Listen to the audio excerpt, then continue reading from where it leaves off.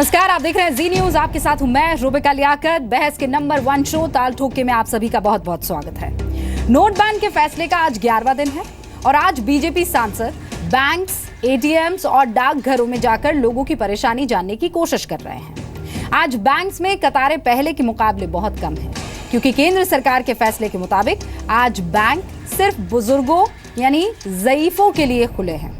सरकार का ये दावा है कि स्याही लगाने के फैसले के बाद बैंकों की भीड़ जो है वो कम हो गई है और कुछ दिनों में हालात पूरी तरह से काबू में आ सकते हैं। अब सवाल ये कि क्या विपक्ष की बौखलाहट की वजह यही है? ये सच है कि बीते 11 दिनों से देश की जनता को परेशानियां हो रही है, इसमें कोई दो राय नहीं। लेकिन ये भी सच है कि जनता सरकार के इस फैसले के साथ खड़ी दिख रही है, वरना आज जब बीजेपी के सांसद क्षेत्र में पहुंचे तो जनता ने उनका विरोध क्यों नहीं किया? बीजेपी के सांसदों के खिलाफ नारेबाजी क्यों नहीं हुई? पूरे दिन में ऐसी एक भी घटना सामने नहीं आई है। जबकि नोट बैन का विरोध करने वाले कांग्रेस उपाध्यक्ष राहुल गांधी का वो दौरा याद कीजिए, आम आदमी पार्टी के मुखिया अरविंद केजरीवाल या फिर पश्चिम बंगाल की मुख्यमंत्री ममता बनर्जी का जनता खुलकर विरोध कर चुकी है। दिल्ली में ही केजरीवाल, ममता बनर्जी और राहुल गांधी के खिलाफ नारेबाजी हो चुकी है। क्या यही वजह है कि बीजेपी के सांसदों की तरह नोट बैन का विरोध करने वाले सांसद जनता के बीच जाने से डर रहे हैं? इसलिए आज हम ये सवाल पूछ रहे हैं कि नोट बैन का विरोध करने वाले विपक्षी दल क्या जनता के बीच एक्सपोज हो चुके हैं? क्या विपक्ष को जनता का वैसा समर्थन नहीं मिल रहा है जिसके भरोसे विपक्ष ने यह लड़ाई शुरू की थी? क्या विपक्ष जनता के कंधे पर बंदूक रखकर अपनी लड़ाई लड़ रहा है? और क्या विपक्ष को इसी बात का गम है क्योंकि कतारों में लगी जनता नोट बैन के विरोध को नकार रही है? इसी पर बातचीत करने के लिए खास मेहमानों का पैनल जुड़ गया है, लेकिन उससे पहले ये रिपोर्ट।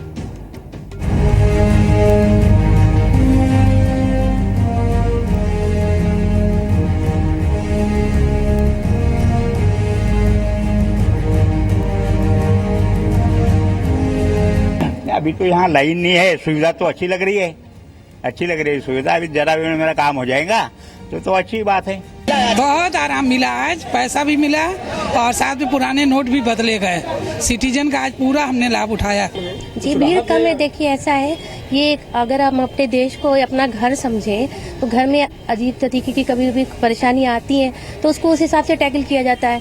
तो वैसे ही हम लोग को भी कोऑपरेट करना चाहिए। आगे चल के फायदा तो है जनता को, ये अच्छा काम किया है। सहूलियत है, बहुत सहूलियत। सिर्फ विरोध की राजनीति से बेनकाब हुआ विपक्ष।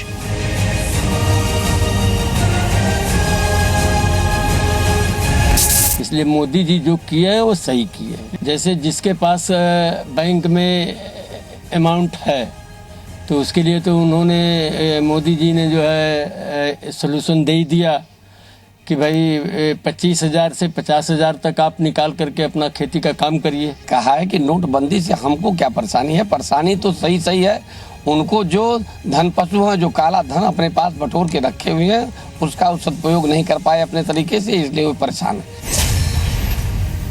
कतार हुई कम, विपक्ष को इसी बात का गम। नोटबंदी के चलते भाजपा के सब सांसद डरे हैं, उनके मित्र दल उनका साथ छोड़ रहे हैं। सांसद अपने हलकों में जाने से डरते हैं क्योंकि उन्हें पता है कि उन्हें जनता के आक्रोश और गुस्से का सामना करना पड़ेगा। जनता के पास जाने से सरकार डर रही या विपक्ष?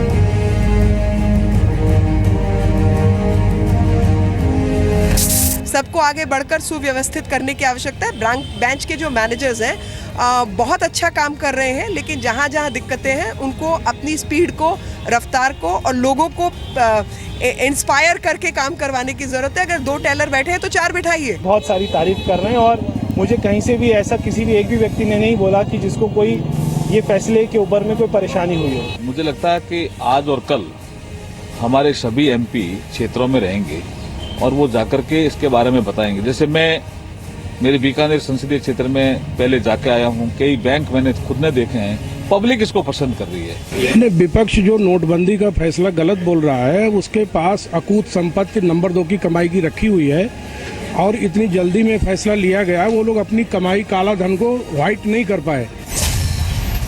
क्या नोट बैन पर फ्लॉप हुआ विपक्ष का विरोध?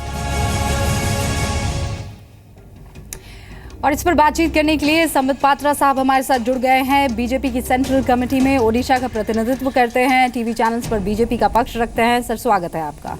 चरण सिंह सप्रा साहब जो कि कांग्रेस के प्रवक्ता हैं, महाराष्ट्र में कांग्रेस के एमएलसी हैं, सर आपका भी बहुत बहुत स्वागत है। राजीव रंजन साहब प्रवक्ता है जेडीयू के, 2015 में बिहार के दीघा विधानसभा क्षेत्र से चुनाव लड़ा था, अखिल भारतीय कायस्थ महासभा के अध्यक्ष है, आपका भी स्वागत है। एक खास मेहमान हमारे साथ जो रिप्रेजेंट कर रहे हैं, किसे आपको बताती हूँ, पहले नाम बता दूं। ब्रिगेडियर अमृत कपूर साहब सेना से रिटायर्ड अफसर है, रक्षा विशेषज्ञ है, पाकिस्तान और चीन के मामलों के एक्सपर्ट है, बुजुर्ग है, बहुत अरसे तक अपनी सेवाएं देश को दे चुके हैं, चाहे वो सरहद हो, चाहे वो रक्षा का मामला हो। लेकिन इस बार सिर्फ सेना की तरफ से नहीं, एक भारतीय सिटीजन होने के नाते जो खुद लाइन में खड़े, पैसे निकाले, किस तरीके से इस फैसले को देखते हैं, इस पर अपना पक्ष रखने के लिए जुड़े हैं। सर आपका भी बहुत बहुत स्वागत है। सबसे पहले चरण सिंह सप्रा साहब, आपने बहुत गौर से हमारी रिपोर्ट सुनी होगी, मुझे अब ये बता दीजिए, एक्सप्लेन कर दीजिए, मैं समझना चाहूंगी।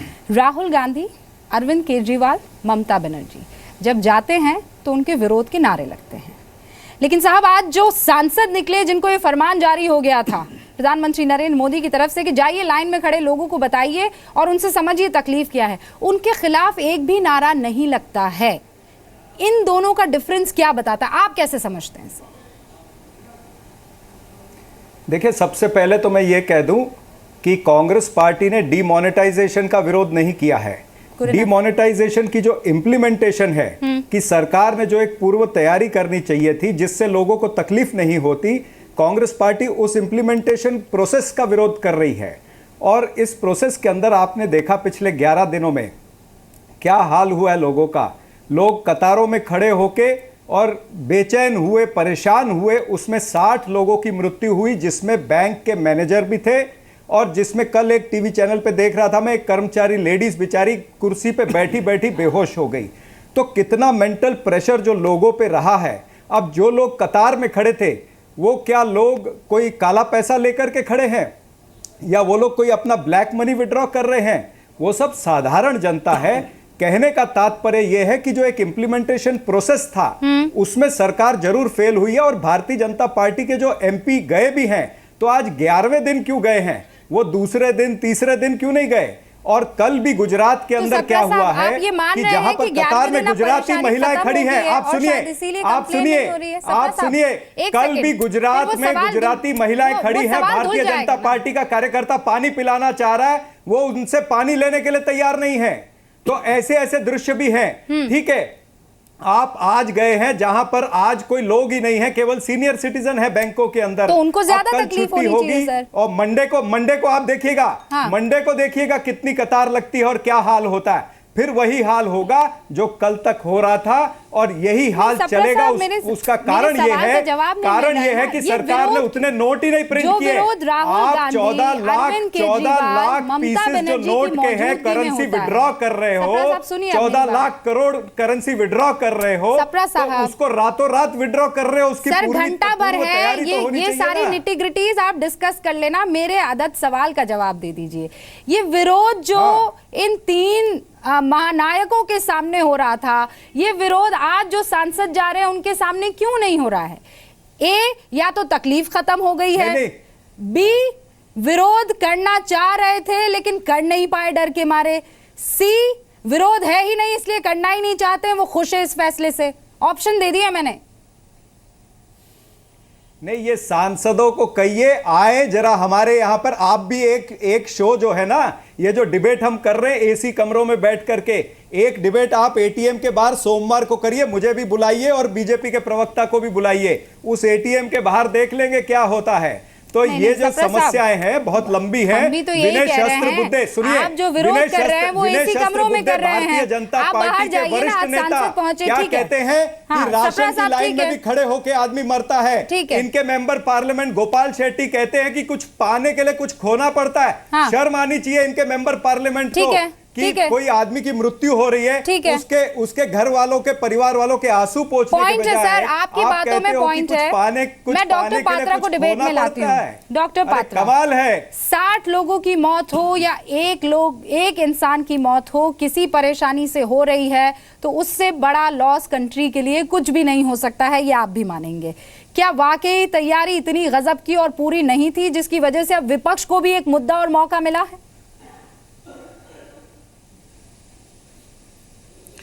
मैं एक छोटे से दोहे से शुरू कर रहा हूं, फिर आपका जवाब दूंगा।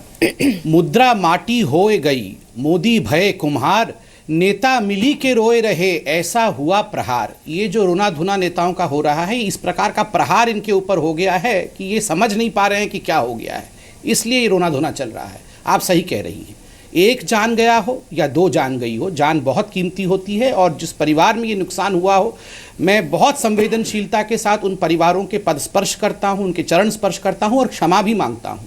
मगर ये कह देना कि डीमोनेटाइजेशन का स्कीम ही खराब है, डीमोनेटाइजेशन स्कीम में किसी प्रकार की इम्प्लीमेंटेशन सही तरीके से नहीं हो रही है, ये बिल्कुल उचित नहीं है। आप देखिए आज के अखबारों में तमाम जो बैंक के सीएमडीज हैं, जो बैंक के चेयरपर्सन्स हैं, केवल बैंक के ही नहीं, देश के बड़े बड़े जो इकोनॉमिस्ट हैं, बिल गेट्स तक के भी इंटरव्यू छपे हैं और सबने इसको सराहा है और सबने कहा है कि नोट के करेंसी में किसी प्रकार की कमी नहीं है। कोई भी र्यूमर मॉन्गरिंग क्या ये इकोनॉमिस्ट ने ये कहा है कि 15 करोड़ दूसरी बड़ी बात को रोज आप सर, आप थोड़ा, मैं जानता हूं आपका क्या काला धन बेकार हो गया है, मैं आपके बीच में नहीं बोल रहा था। आप थोड़ा सा सर, थोड़ा सा अच्छा व्यवहार तो दिखाइए, एक अच्छा इंसान तो बन के दिखाइए, बाद में डिबेट करिएगा। कहा है कि गरीब लोग सप्रा साहब थोड़ा सा एक अच्छे इंसान का व्यवहार तो दिखाइए। एक सेकंड डॉक्टर पात्रा, सप्रा साहब एक सेकंड, रूबिका जी मैं इनके बीच में पात्रा एक सेकंड, दोनों रुकिए, एक सेकंड रुकिए। बहुत अच्छा सप्रा साहब, डिमोनेटाइजेशन हो रहा है। सप्रा साहब अपना सवाल एक लाइन में पूछिए, अपना सवाल एक लाइन में पूछिए ताकि मैं थोड़ा वक्त दे सकूं सामने वाले को जवाब देने के लिए। मैं यही कहना चाहता हूं कि बिल गेट्स या जितने भी चेयरमैन के आप नाम ले रहे हो, क्या ये चेयरमैन इस बात की तारीफ करते हैं कि 15 करोड़ आदमी रोज पूरे भारत के अंदर खड़ा रहता है लाइनों में, और क्या ये लोगों को 4-4 घंटे 5-5 घंटे खड़े रहने के बाद जब 2000 रुपया भी नहीं मिलता है, बैंक में कैश खत्म हो जाता है, तो उनकी क्या हालत होती है, उसकी वो तारीफ करते हैं? क्या इतनी जाने गई उसकी वो सब बैंक के चेयरमैन या बिल गेट्स उसकी तारीफ करते हैं? क्या उसके ऊपर आप बोलते रहेंगे, दूसरे भी बोलेंगे। ठीक है, मैं आप जवाब लेती हूँ, सापरा साहब के वो तमाम सवाल, उसका जवाब दीजिए डॉक्टर पात्रा। मैं जवाब देता हूं, मगर सापरा साहब को मैं सावधान कर दूं, जिन लोगों ने देश का 14 लाख करोड़ रुपए लूटा ना 10 साल में, वो इतना चिल्ला के सवाल ना करें। चोरों को ये हक नहीं है इतना सवाल करने का। छोड़िए वो सब बातें, हर तकलीफ का मैं जवाब दूंगा। पे बात जनता के हर तकलीफ का मैं जवाब दूंगा। डिबेट को दूसरी तरफ ले जाओगे तो मैं तीसरी तरफ ले जाऊंगा। बैठ जाइए। अरे बैठ जाइए नहीं, आप बहुत दिन के बाद आए, देश को ही किसी करने जा रहे थे। आपकी तो यही यूएसपी है सर, ऐसा है आपकी तो यही यूएसपी है सर, ये ड्राइंग यही तो यूएसपी है आपका। आप एक नेशनल टेलीविजन पर डिबेट कर रहे हैं, एकदम लॉजिक के साथ बात कीजिए, दोनों से कह रही हूँ, मजाक बना रखा है, लॉजिक के साथ बात कीजिए। सप्रा साहब आपको मौका दिया सवाल पूछने का, जवाब दीजिए। ये संसद नहीं है सर कि आप सवाल भी उठाए और उसके बाद कहें नहीं साहब हम जवाब नहीं लेंगे। एक सेकंड रुकिए सप्रा साहब। डॉक्टर पात्रा जल्दी से, फिर मेरे 2 और मेहमान बने हुए हैं। पॉइंटेड उत्तर दीजिए। देखिए देश की जनता, इसमें कोई शक नहीं है, देखिए इन्हीं से बुलवा लीजिए, नहीं तो देखिए देश की जनता, कोई शक नहीं है, थोड़ा सा इनकन्वीनियंस है, मगर मेजॉरिटी जैसा आपने अभी जनता का रिएक्शन दिखाया है, लोग जानते हैं कि ये तकलीफ वो देश के लिए सह रहे हैं और खुशी खुशी सह रहे हैं।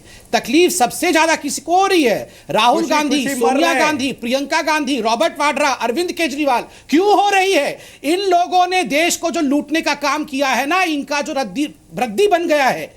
अरविंद केजरीवाल 3000 करोड़ रुपए रखे हुए थे पंजाब इलेक्शन के लिए, वो रद्दी बन गया। तो राहुल गांधी, रॉबर्ट वाड्रा, इनका जो करोड़ों रुपए रद्दी बन गया है, इसके लिए इनकी ये जो जाने जा रही जो लोग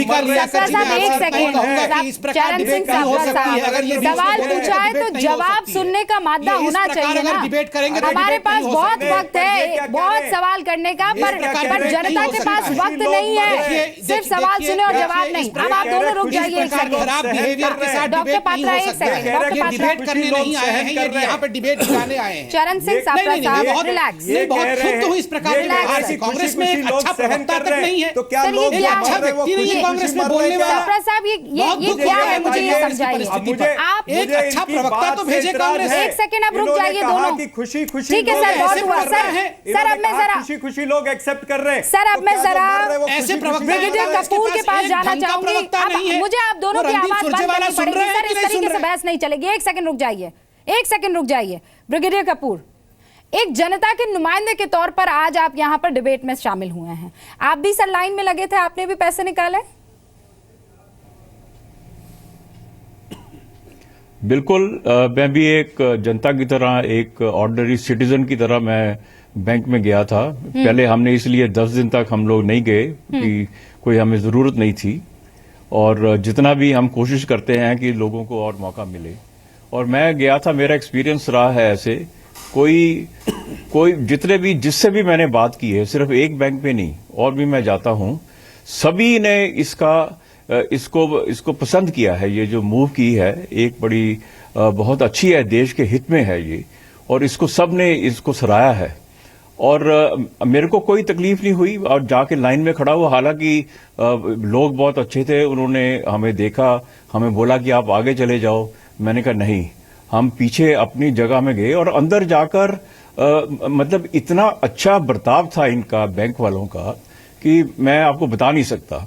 उनके अलग अलग, छोटा सा ब्रांच है, फिर भी उनके अलग अलग काउंटर थे, और तीनों चीजें उन्होंने फटाफट उन्होंने की, और उसके अंदर 2 मिनट लगाया। और अंदर मेरे साथ में 10 लोग और एक टाइम पर उनको कर रहे थे, अटेंड कर रहे थे, और वो 10-10 का बैच अंदर कर रहे थे। तो बैंक वालों ने तो एक बहुत ही कमाल का इन्होंने किया है, सारा काम किया है, और उनको मैं सल्यूट करता हूं। और बाकी भी जो पहली चीज तो इनसे, मैं पॉलिटिकल आदमी हूं, मेरे को किसी पार्टी से कुछ नहीं लेना। मैं ये किसी से भी पूछता हूं कि जो ये स्टेप लिया गया, ये देश हित में है कि नहीं है। अब हाँ, थोड़ी सी इसके जैसे बोल रहे हैं इम्प्लीमेंटेशन पर, मेरे को ये बताइए, अगर सरप्राइज फैक्टर नहीं रहता तो ऑपरेशन कोई सक्सेस नहीं हो सकता। हमारे फौज के अंदर भी जब हमारी एक्सट्रीम किस टाइम पर हमने स्ट्राइक कर, सबको पता होता है अटैक आने वाला है, लेकिन किस टाइम पर हम स्ट्राइक करेंगे, कहां करेंगे, वो किसी को नहीं पता होता है। तो वो चीज बहुत जरूरी थी। ये जो इतनी ये लोग कर रहे हैं जी, 2000 रुपए का नोट क्यों निकाला, वो इसलिए किया गया था। लोगों के 8 महीने पहले वो प्रिंटिंग होती है, उसकी कंसेप्शन होती है, बनता है, प्रिंट होता है। तो ये चीजें कुछ समझनी चाहिए। आज एक देश हित में हुआ है कि नहीं, पहली चीज ये समझना चाहिए आपको कि देश हित में है कि नहीं है। अगर है बाकी ठीक। मैं ये समझ रहा हूं कि हाँ, मैं ये सवाल जो है सप्रा साहब के पास जाने से पहले एक बार फिर आपसे पूछ लेती हूँ। आप देश के ही किसी बैंक की ब्रांच में गए थे ना सर? रूबिका जी, बिल्कुल मैं देश की ब्रांच में गया था, कोई मैं बाहर नहीं गया था। और मैं ये नहीं कर रहा, मेरे घर के पास में यहाँ पर 4 बैंक है। मैं रोज सुबह मैं जाता हूँ, मैं देखता हूँ, लोगों से मैंने बात की है। हाँ। और जिसने भी कहा है, उन्होंने कहा है बहुत अच्छा स्टेप है, और थोड़ी सी तकलीफ होती है, और उसके अंदर तकलीफ सबको सहने का मादा होना चाहिए। मैं आपको बताना चाहता हूँ कि यहाँ पर सिर्फ बैंक के आगे वो तकलीफ और परेशानियां हम भी दिखा रहे हैं। मैं आ रही हूँ ब्रिगेडियर कपूर, आपके पास आ रही हूँ। 18 मिनट हो गए हैं और हम राजीव रंजन जी के पास नहीं गए हैं। राजीव रंजन जी, आपको भी तकलीफ है? जी देखिए, पहले सैद्धांतिक तौर पर नीतीश कुमार जी देश के पहले राजनेता थे जो एनडीए के बाहर होने के बाद भी उन्होंने इस फैसले का स्वागत किया, इसे एक साहसिक कदम बताया, और काला धन पर इसके जरिए प्रहार हो सकेगा, इसकी उम्मीदें उन्होंने जताई। लेकिन इम्प्लीमेंटेशन के पार्ट को लेकर के देश ने जो अभूतपूर्व जो परेशानियां जो झेली हैं, उसके लिए ये जरूर हम कह सकते हैं कि इस पर भारतीय जनता पार्टी या एनडीए को अपनी पीठ थपथपाने के बजाय देश से जो जनता को कठिनाइयां हुई हैं उसके लिए जरूर माफ़ी मांगनी चाहिए। इससे कि 50 मौतें हुई हैं, 50 घरों ने अपने परिवार का एक सदस्य खोया है, और जिस तरह से माननीय सर्वोच्च न्यायालय ने जो टिप्पणी की है वो सामान्य टिप्पणी नहीं है कि देश के अन्य अदालतों में अगर कोई इस मामले पर बहस हो रही है तो उस बहस पर रोक नहीं लगाई जाएगी, और जो सवाल केंद्र सरकार से पूछे गए हैं वो असुविधाजनक है, पहली बात। दूसरी बात, जो कलकत्ता हाईकोर्ट ने जो सवाल उठाए हैं, जिस तरह की टिप्पणियां कलकत्ता हाईकोर्ट ने की है, बार बार नियमों को बदले जाने से आम लोगों की कठिनाइयों की ओर जो कलकत्ता हाईकोर्ट ने कहा है वो भी सरकार के प्रतिकूल एक बड़ी टिप्पणी है। ठीक है। और तीसरी बात जो सबसे मैं जवाब लूं उससे पहले कि सर्जिकल स्ट्राइक को लेकर के अभी नहीं, प्लीज सर, सर्जिकल प्लीज इतना तो देखिए, आपने टाइम सबको दिया है। अच्छा जी, आप पहले पूछ ली। हाँ, मैं आपसे एक सवाल पूछना। रघुवंश प्रसाद सिंह सर आपके साथी हैं? हाँ। वो ये कह रहे हैं कि ये तो निजी राय है नीतीश कुमार की, हमें इससे कोई वास्ता नहीं है। सर, आप लोगों में ही बहुत भयंकर कंफ्यूजन चल रहा है। लाइन क्या है, पहले वो क्लीन कर दीजिए ताकि मैं आगे फिर आपकी और बात समझ और सुन सकूं। पार्टी की लाइन नहीं, पार्टी की लाइन बिल्कुल क्लियर है। विमुद्रीकरण के सवाल पर पार्टी केंद्र के साथ खड़ी है। केंद्र ने जो गलतियां की हैं जनता के साथ, जो सरोकार जनता दल यूनाइटेड का है वो सर्वोपरि है और उससे बढ़कर के कोई राजनीतिक रिश्तों का सवाल नहीं है, प्रतिपक्ष का सवाल नहीं है। सैद्धांतिक तौर पर हम समर्थन कर रहे हैं, लेकिन इसके इम्प्लीमेंटेशन को लेकर के गंभीर चुके हुई हैं और इससे अर्थव्यवस्था को खतरा हुआ है और कहीं ना कहीं लोगों के मन में जो आशंकाएं हैं, पढ़े लिखे हैं जिस तरह से व्यवसायियों को मैंने एक चैनल पर बात करते हुए देखा, एक चीज की निटिग्रिटी में जाने वाले हैं। मैं बहुत आपके साथ डिबेट कर चुकी हूँ। मुझे ऐसा लगता है असहमति को दर्ज करने की आदत लोकतंत्र में जरूर विकसित होनी चाहिए और एनडीए के अंदर इसका सख्त अभाव है। ठीक है।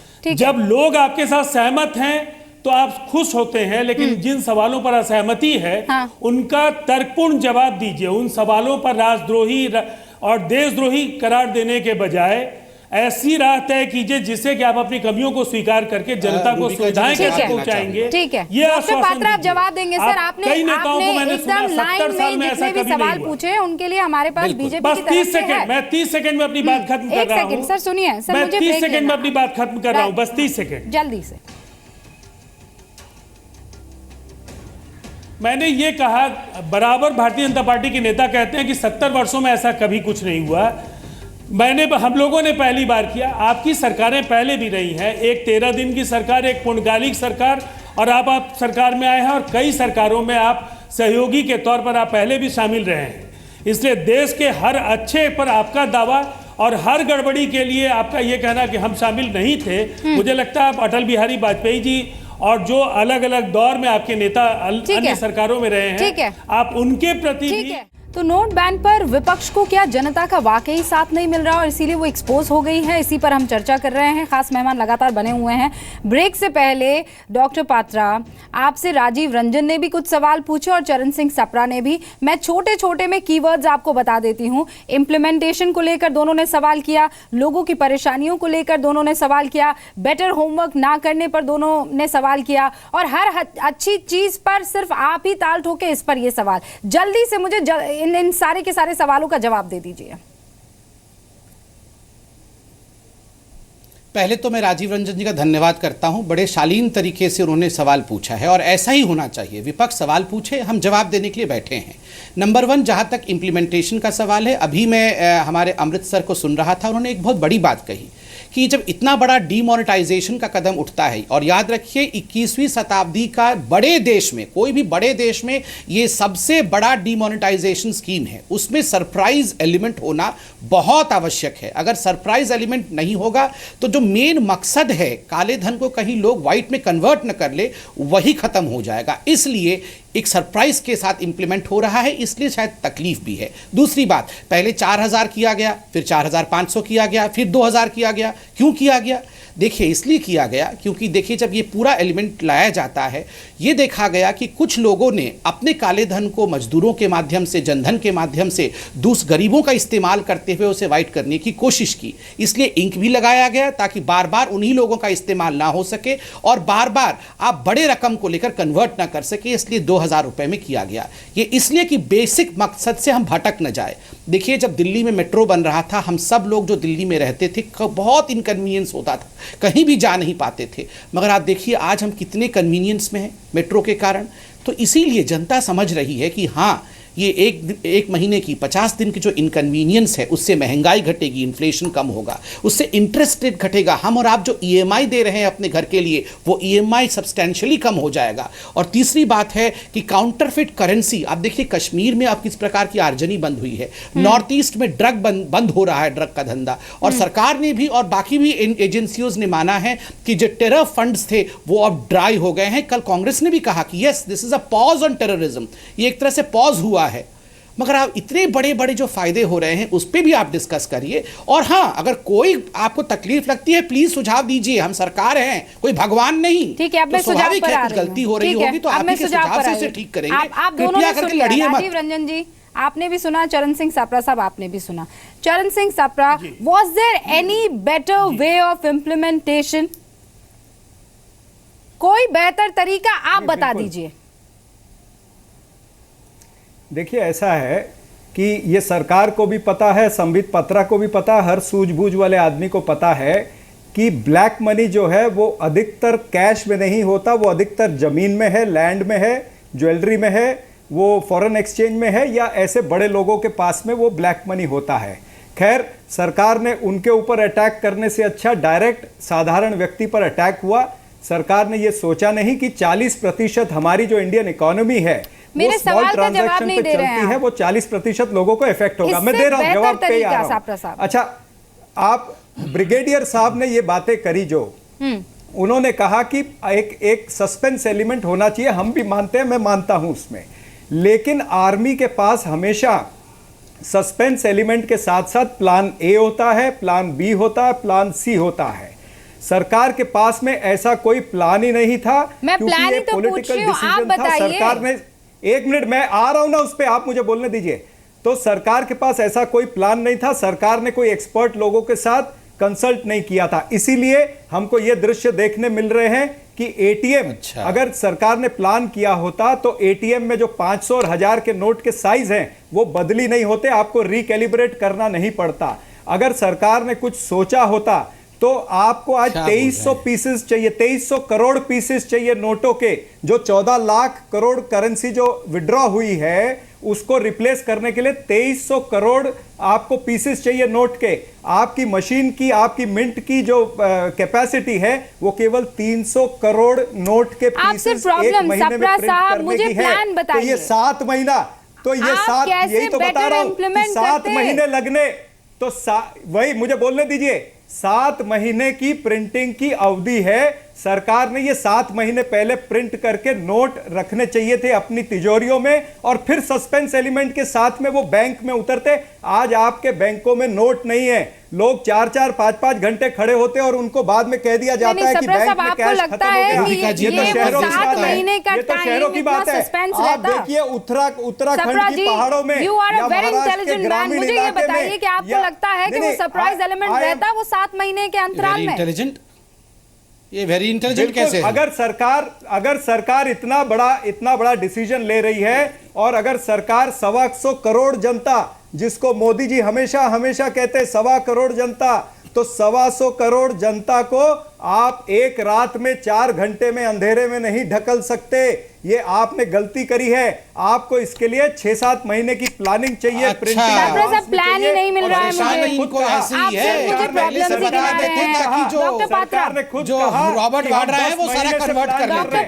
10 महीने, अरे छोड़िए, अरे आप में दम है तो आपने 2.5 साल से आपकी सरकार है। सर मैं यहाँ पर पर्सनल अटैक्स के लिए नहीं बैठी हुई हूँ, ना डॉक्टर पात्रा आपके लिए, ना सापरा साहब आपके लिए। एक सेकंड, मैं यहाँ पर डिमोनेटाइजेशन पर बात करने के लिए आई हूँ। सरकार की सापरा साहब प्लान बता दीजिए, पूर्व तैयारी नहीं थी। प्लान बता दीजिए। सरप्राइज एलिमेंट उस वाले प्लान में फेल हो गया, आपका फेल हो गया सर। देखिए सबसे पहले 7 महीने में ऐसे लीक हो जाती है। 4 घंटे बताते रहेंगे, डिबेट आधे घंटे में हो रहा है। सरकार जब इतना बड़ा निर्णय कैसे जवाब दूं? ये शांत होंगे तभी तो जवाब दूंगा। देखिए राजीव रंजन जी ने सवाल पूछा, मैंने जवाब दिया, कोई तू मैं नहीं हुई। अभी भी विपक्ष के साथ में सरकार ने बैठ के प्लान करना चाहिए। जो पहले के हमारे फाइनेंस मिनिस्टर हैं या पहले के इनके यशवंत सिन्हा, अब मैं जवाब दे सकता हूं क्या रुबिका जी? एक सेकंड सप्रा साहब, रिलैक्स नाउ, ठीक है भैया। 4 घंटे तक बोलते रहेंगे क्या? बस सर मैं 1-on-1 इंटरव्यू पर नहीं आई हूं सप्रा साहब। दिस इज नॉट तानाशाही देश बर्दाश्त नहीं करेगा। रिलैक्स सर, आप एक सेकेंड। डॉक्टर पात्रा, रहीमन आँखन ना दिखे भीतर भारी चोट, रही रही गारी दे रहे कह मोदी को खोट। ये बहुत भारी चोट लगी है, इसका नतीजा ऐसा है। देखिए जहां तक डायलॉग प्लान बोल का के सवाल नहीं है, चलेगा, आपको ये कैसे- जुमलों से आपकी हाँ, ठीक है, सरकार आ ठीक गई, है, लेकिन जुमलों से सरकार आगे नहीं चलेगी।